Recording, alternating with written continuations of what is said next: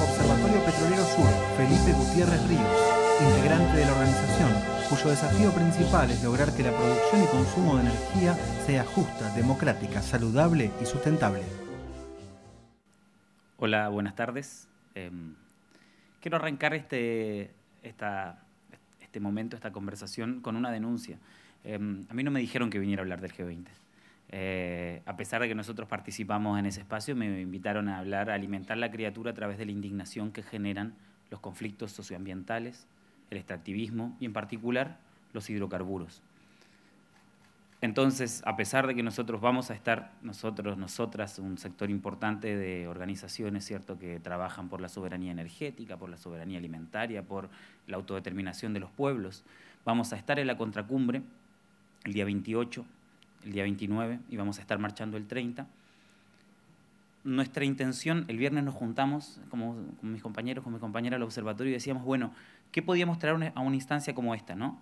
¿Qué del conocimiento colectivo que hemos ido nosotros? Además estamos red de celebración porque estamos cumpliendo 10 años. Entonces, ¿qué del conocimiento colectivo que hemos ido generando, aprendiendo de otras personas, leyendo, conociendo los territorios? Podíamos traer un espacio como este que tenía unas características claramente vinculadas con el arte, la poesía, lo performático. Entonces pensábamos que era importante traer una idea de cómo hablan, cómo se narran, cómo se expresan los conflictos que están detrás del petróleo, cómo van sucediendo esa trama de situaciones. Eso pasó el viernes. Pero el viernes a la noche me pasó que con mi compañera fuimos a ver a un grupo de danza boliviano que expresaba con música y danza, y expresaba cómo se daba el conflicto cuando llega una cultura como la española o otra cultura europea, por ejemplo, y trata de borrar la epistemología de la cultura de acá, y cómo esa cultura resiste a través del baile, por ejemplo, a través de la saya, a través del caporal. Y se sube después el director boliviano, y él dice una cosa que me quedó resonando. Él dice: a mí me enseñaron en el colegio, y creo que nos pasó a todos, a todas, que lo importante de la historia ocurrió en otra parte. Que lo bueno, que lo bravo, agrego acá, que la belleza viene de Europa. ¿Cuándo vamos a construir nuestra propia historia?, decía él. ¿Cuándo mierda vamos a construir nuestra propia historia? Entonces, agarrando esos dos momentos, en cómo narramos las luchas que hay detrás, pero siempre preguntando en cómo mierda vamos a contar nuestra propia historia, es que yo quería traerles una serie de conocimientos, una serie de momentos que nos parece interesante narrar para alimentar esta criatura, también con la indignación de lo que pasa en nuestros territorios. Cuando digo nuestros territorios, pienso, yo soy chileno, nacido en territorio mapuche, residente en la Argentina. Pienso en los territorios latinoamericanos, porque cuando uno patea América Latina, cuando uno conoce hermanos y hermanas, posiblemente también hermanos y hermanas de Asia, posiblemente también hermanos y hermanas de África, se encuentra con situaciones muy similares. Pero yo los quiero llevar a un lugar en concreto solo para que analicemos el caso. Ese lugar es la Nor-Patagonia, Neuquén, el Comahue, el lugar bueno, el lugar que nos da todo lo que necesitamos para vivir y proyectarnos como che, como gente, como mapuche, como gente de la tierra. Y ese lugar, cuando yo pensaba en cómo contarlo, hay una cosa que nos han enseñado, que a mí me han enseñado en particular, no solo los mapuches, sino también biólogas, biólogos, ornitólogos, pensar en los territorios a través de sus cuencas. Entonces yo les quiero situar a Neuquén a través de sus cuencas. Neuquén está atravesado por un río que es el Limay. Baja de las altas cumbres, recorre el territorio pehuenche, cruza la zona centro y se transforma en un valle. En ese valle es donde vive la mayor cantidad de población de la Patagonia. Y se junta con otro río, el Neuquén, que baja impetuoso, también desde el norte, más desde el norte, va bajando y atraviesa, ¿cierto?, hacia el sur. Neuquén, Neuquén, el ímpetu del río. Ese río que separó al territorio mapuche del resto de la Argentina, ese río que permitió la defensa, ese río que quedó regado en sangre del bravo Sayhueque. Quimei Neuquén, buen río, decía, buen río impetuoso, decía Larralde. Y se juntan en una zona que se llama Chagunco, confluencia, donde se juntan las aguas. Y forman otro río, el Curruleufú, el río Negro. El río Negro forma el Alto Valle, el Valle Medio, y llega hasta el Futralafquén, hasta el Atlántico. En esa zona, decía, es donde se concentra la mayor parte de la población, porque nosotros vivimos alrededor de los ríos, vivimos alrededor del agua. Ahí cultivamos nuestra comida, convivimos con animales. Ahí es donde están los árboles, y donde están los árboles están los pájaros, ahí están los peces. Ese es nuestro ecosistema. Nosotros somos parte de ese ecosistema. Somos una partecita de ese ecosistema. Ese lugar tiene una historia, tiene una cultura, tiene un idioma, tiene una tradición. Ese lugar estuvo profundamente habitado desde hace varios siglos. La estepa. Cuando uno atraviesa o recorre esos lugares, mucha gente piensa que es un desierto o habla de un desierto porque reeditamos esa idea, ¿no? Pero todas esas zonas también estuvieron históricamente habitadas. Decía, la estepa, el valle, lo que hoy es Bariloche, por ejemplo, la comarca, el Pehuen Mapu, el territorio de las cordilleras. Hace un tiempito atrás en San Martín de los Andes encontraron restos arqueológicos de unas vasijas, ¿cierto?, del complejo Pitrén se llama, el complejo El Vergel, que es una expresión alfarera del siglo XIII, del pueblo Reche mapuche, pueblo originario, el pueblo que origina al actual pueblo mapuche. Hay discursos que quieren borrar toda esa historia, hay discursos que quieren decir que los mapuches llegaron varios siglos después. Todo ese territorio estaba habitado además. En el norte, pueblo Ranculche, Ranqueles, otro pueblo también el que se le llamó Pampa, los Manzaneros, los Pehuenches. Más al sur, dos pueblos, el Aoniquén y el Gunanacuna, hoy conocidos como Tehuelche, pero ellos autorreconocidos como Mapuche Tehuelche. Pueblos que se fueron uniendo con una lengua franca, que tenían comercio, que tenían una vida, que tenían una forma de entender el amor, la sociedad, el comercio, el cómo se comparte. Una sociedad compleja. Eso es lo que teníamos en el territorio. Y ahí llega la parte que conocemos mucho mejor, que es cuando llegan los españoles, que no fue un momento tan radical de lucha como sí lo fue después la conquista de los argentinos de este lado y los chilenos por el otro. Son los argentinos quienes cometen el genocidio contra el pueblo mapuche.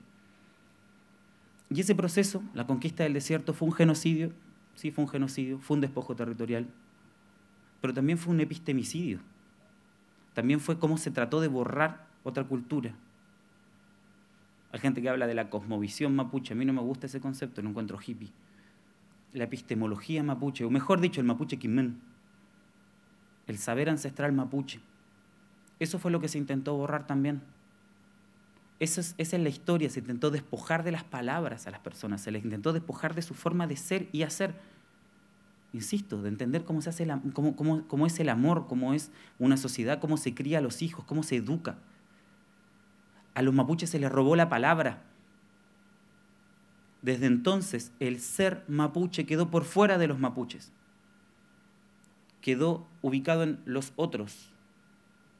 ¿Quiénes son esos otros? Los que detentan el poder, el Winca, el blanco. La antropóloga Diana Lenton, en su tesis de doctorado, dice que hace una revisión de los discursos en el Congreso sobre los pueblos indígenas, de centauros a protegidos se llama. Y va revisando cómo se fue hablando de lo indígena en el Congreso. Ahí estaba la potestad de decir lo que es ser mapuche. Lo que es ser mapuche durante un siglo fue potestad del diario La Nación. Un diario profundamente consecuente, 100 años de racismo tiene.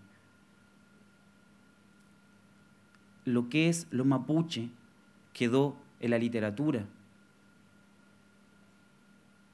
Entonces, entre Mitre y José Hernández nos fueron contando lo que era ser mapuche, porque lo mapuche quedó fuera de su mundo simbólico. El significado del ser mapuche quedó por fuera. Entonces, desde entonces el pueblo mapuche lleva muchas luchas adelante, pero una es por retomar la palabra. Una de esas luchas es por volver a ser y narrarse. Y además hay algo que no sé si es bendición o condena, que es la presencia en el subsuelo del petróleo. Hace un siglo se empezó a explotar el petróleo. En Cutralcó, el agua caliente. Y en Plaza Huíncul, la plaza del cerro. Desde entonces se inicia una relación muy compleja entre el petróleo, el territorio y sus gentes, que durante 70 años tuvo como protagonista una empresa que es YPF, con un montón de problemas y con un montón de quilombo en la relación, pero ese conflicto se expresa en los 90. Y aquí hay algo interesante para ver. Desde hace solamente 20 años hay movilizaciones mapuches en contra del petróleo. ¿Eso significa que antes no existía el conflicto? El conflicto siempre existió. Lo que pasa es que en el momento en que los oprimidos y las oprimidas se organizan y plantan cara, es cuando se hace visible, pero el conflicto siempre está. El machismo estuvo siempre, pero cuando las compañeras se organizaron y nos plantaron cara y nos vinieron a decir que nosotros somos unos violentos, recién ahí el conflicto se hizo, tomó la visibilidad que hoy tiene. Y esa visibilidad en territorio mapuche con el petróleo lo tomó en los 90, cuando el neoliberalismo modificó por completo al sector, porque antes había una empresa, que no estoy diciendo que fuera una gran empresa, no estoy diciendo que estuviera despojada de conflictos y problemas, estoy diciendo que llegaron empresas nuevas con otras lógicas, modificaron la forma de relación de la extracción en esos territorios. El neoliberalismo tiene una característica que es que transformó el neoliberalismo, ojo, como una fase del capitalismo, ¿no? No estoy pensando que es un sistema social en sí mismo, es un momento del capitalismo. Ese modelo social, económico y político tiene una característica, que es que transformó el territorio, la concepción del territorio, de la tierra para vivir a la tierra para lucrar. El geógrafo inglés David Harvey habla de un concepto que retoma de Rosa Luxemburgo, que es la acumulación por desposesión. Cómo un montón de bienes comunes que teníamos y de los que estábamos acostumbrados a utilizar comenzaron a ser privatizados, comenzaron a ser negocio. La tierra, ni hablar. Pero también las empresas, pero también muchas cosas que por ahí no tenemos tan conscientes, no sé, la música, las universidades. ¿Quién pensaba antes que la educación era un negocio? Las semillas, los espacios verdes. Pero ese proceso, que significó el despojo de todas esas comunidades, no se dio solo en una vida.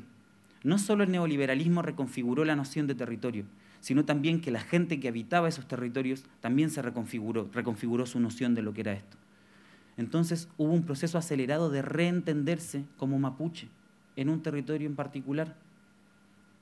Inché mapuche ñen, yo soy mapuche. Ñitugún puel mapumeu, soy del puel mapu. Esas palabras empezaron a brotar, empezaron a aparecer cada vez de manera más sistemática.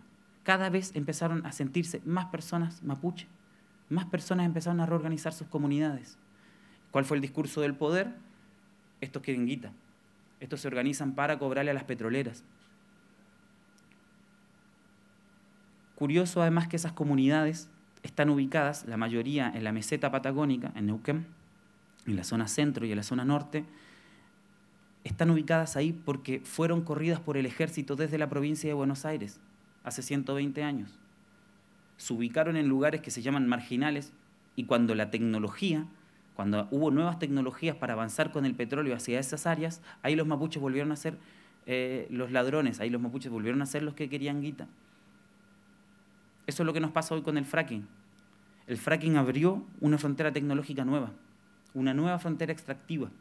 En lugares donde antes no se podía sacar petróleo, hoy sí se puede. Entonces hay nuevas comunidades en ese mismo proceso de conflicto. Ahí se da una característica, hay un catamarqueño que se llama Horacio Machado, que habla de cómo se configura un discurso colonial del poder. Él hace una revisión de la minería desde el Potosí hasta acá, esos 500 años de extractivismo que tenemos encima. Y él dice en cómo se logra configurar un discurso que es sindical, que es gubernamental, que es mediático, por supuesto, que es de las empresas, de que no hay salida posible.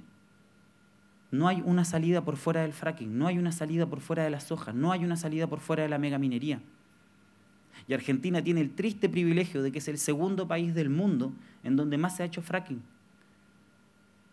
Y otro triste privilegio que creo yo que es el país del mundo en donde menos oposición hay al fracking, en los lugares donde se ha materializado. ¿Por qué? Porque el fracking se avanzó en una época en que estaba teñida de una gesta heroica, patriótica en contra del imperialismo, que iba a llegar a la soberanía energética, bla, bla, bla. Tuvimos la mala suerte de que ocurrió en ese periodo. Ese discurso olvidaba que para llegar a esa supuesta soberanía lo tenían que hacer de la mano de Chevron, una de las empresas imperiales más contaminantes del mundo, ¿no? Pero a donde quería ir con esto, con todo este proceso que estoy relatando, es que estos años de reconfiguración, esta llegada del fracking, esta renacionalización de YPF, esta llegada de las empresas privadas de manera masiva al territorio, han permitido un proceso que quienes lo estudian le llaman la reetnificación, que muchos hermanos y hermanas vuelvan a sentirse. Y cómo se vuelven a sentir mapuches, también cómo se empiezan a proyectar. La lucha que están dando hoy esos hermanos y esas hermanas es por ser mapuche en la ciudad, por ejemplo, por ser un mapuche de Rosario, sin tierra, por ser poeta mapuche, por ser futbolista mapuche, por ser lesbiana y feminista mapuche, por ser homosexual, por ser artista, porque eso es una nación. Entonces, lo que ha logrado el pueblo en estos años es insertar a sus propios dirigentes, a sus propias voces válidas para dar esa disputa. El pueblo mapuche nunca dejó de narrarse, nunca dejó de contarse, pero lo hacía a nivel familiar, lo hacía a nivel de comunidad. Y en estos últimos años esa disputa se ha vuelto pública. Los medios de comunicación, por ejemplo, o la poesía mapuche, ha permitido que los mapuches vuelvan a narrarse, vuelvan a contar su propia historia. La semana pasada, el sábado, estuve en el Estadio de La Plata, que tocó una banda mapuche, Puelcona, como telonero de Roger Waters. ¿Qué estaban haciendo los Puelcona ahí? ¿Qué hacían los Puelcona ahí? A los mapuches hace 100 años se los contaba como extintos. Hay un libro del rector del Liceo de Hombres de Temuco, de comienzo del siglo XIX, de comienzo del siglo XX, que se llama Las últimas familias mapuche. Con la mejor onda lo escribió, creyendo que eran las últimas familias mapuche. A mí me enseñaron en la escuela que las machi, las guías espirituales mapuche, eran brujas, y siempre han pasado. Y tuvimos una banda que hace ska y rock mapuche, arriba de ese escenario ante 40.000 personas. Hay giles que dicen que el ska y el rock no es mapuche. Hay gente que dice que los mapuches no utilizan computador. Hay gente que quiere ver a esa gente cristalizada en alguna idea de algún siglo que se le ocurrió, el 19, el 16, el 18, el que prefiera. Cuando los mapuches siempre hicieron eso, apropiarse de las tecnologías que les sirven, el caballo. No hay nada más mapuche que el caballo, y el caballo tiene 4 siglos acá. Entonces, Puelcona, cuando sale a decir al escenario, sale a hacer su arte, lo que está haciendo es decir, Petú Mogueleín, estamos vivos. Así se llamó la primera radio mapuche, acá, Petú Mogueleín, estamos vivos. Y hubo un momento que para mí fue particularmente emocionante, en que empiezan a cantar una canción en el que termina con un cantito que dice, el pueblo mapuche vive y la lucha sigue y sigue. Y no hay nada más vivo, y no hay nada más vital, no que estar ahí, sino en tener la posibilidad de estar narrándose, de estar contando su propia historia. Entonces, el fracking es una mierda, el petróleo es una mierda, y lo vamos a seguir combatiendo en un montón de instancias. Lo combaten los hermanos y hermanas que ponen el cuerpo. Lo combate la gente que se moviliza constantemente en ciudades como Neuquén o en Mendoza, por ejemplo, que han habido enormes movilizaciones, o en Entre Ríos que prohibieron el fracking. Lo combatimos nosotros y nosotras en el observatorio desde nuestro lugar, que es la investigación y la generación de contenido sobre este tema. lo vamos a seguir peleando, vamos a seguir dando esta lucha y vamos a seguir trabajando las alternativas. Pero lo que yo quería contarles ahora, lo que les quería mostrar esta tarde, es justamente la visión positiva de cómo este conflicto que nos trajeron nos permite proyectarnos como pueblo, como nación, como identidad. Y pensando en los mapuches solo como un caso, porque hay muchos otros más. Hay un montón de otros pueblos, hay 40 pueblos indígenas en este país, hay un montón de otros colectivos que están pasando por el mismo proceso. Entonces nos toca fortalecernos, nos toca acompañarnos, nos toca relatarnos, nos toca narrarnos, pero vamos bien en estos encuentros, vamos creciendo, cada vez somos más. Es una marea. Feika muten, eso era lo que tenía para decir. Gracias.